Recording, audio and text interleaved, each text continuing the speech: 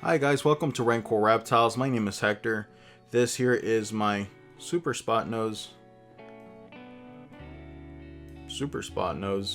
possible Super Pastel Clown. And today we're going to be talking about Super Spotnose. So if you like these videos, leave a like, subscribe, comment down below. And if you don't like the video, leave a dislike, but leave me some good constructive criticism.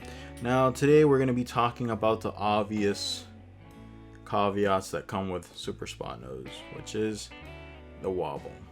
Now this animal here probably has, I produced two animals with Super Spotnose. This guy here probably has the more obvious case of it, the more exacerbated case of wobble. Once he's been held for a bit of time, his wobble does kind of stabilize a bit, which is kind of nice. He does right himself on his belly. And it's, this guy, even though he has a more exacerbated, it's pretty mild case of wobble. I've seen videos of snakes corkscrewing all over their enclosure. So this guy isn't half bad. This guy and his sister eat frozen thawed. I very quickly switched them over to frozen thawed. His first couple of meals were life pinkies, but pinkies really don't have any bite to them. His sister is also on frozen thawed. I did not want these guys because they are kind of all over the place when they eat because they're excited. I did not want him or her getting bit by a rat and complicating their case. This guy here looks absolutely amazing. So what do I think of the Spotnose? Appearance wise, they look absolutely fantastic. I mean, Spotnose by itself produces pixelation on the sides of the animals and the flames that come up. This kind of exacerbates it, messes with the pattern. I don't know, it's something different, it's something unique, it's something cool.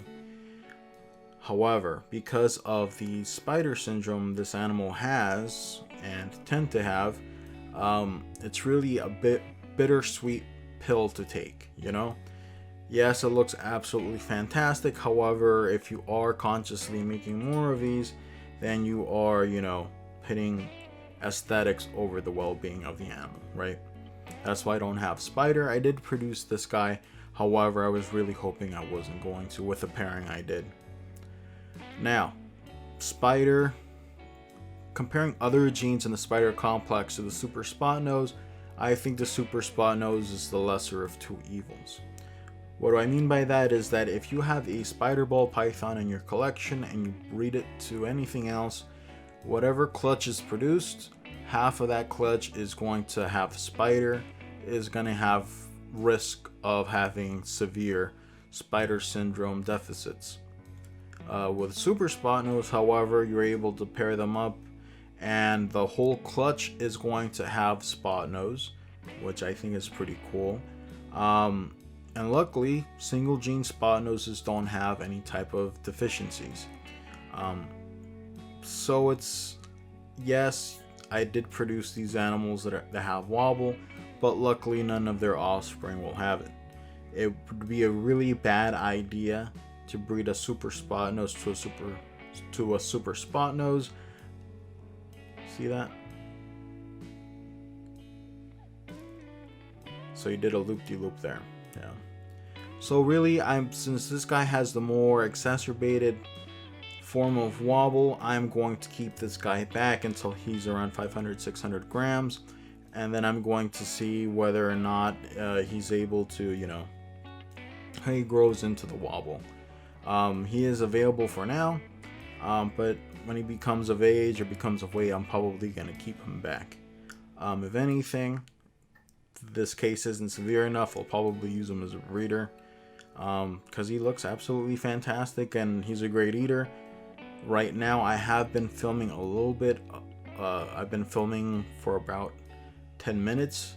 I've done a couple double takes with him, so he is a little bit more stressed out. I usually don't hold him for too long because of that. I don't want to stress this animal out.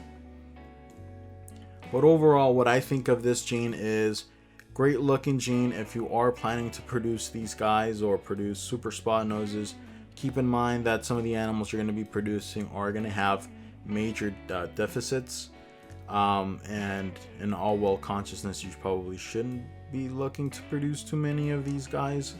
But overall, I'm very lucky. I was very lucky. Both of the animals I produced are eating well. They're not flying all over the place. They eat good, and overall I keep them in a low stress environment. So hopefully, I'm hoping that their wobble doesn't become much too severe. This is probably the first video that I'm showing them off, and will probably be the last video of them, or of these super Spotnose, until they get much larger. I don't want to stress them out too much, but I do want to let you guys know how these guys are doing. Alright guys, so that's been the video. I hope you liked it, and I'll see you guys in the next one.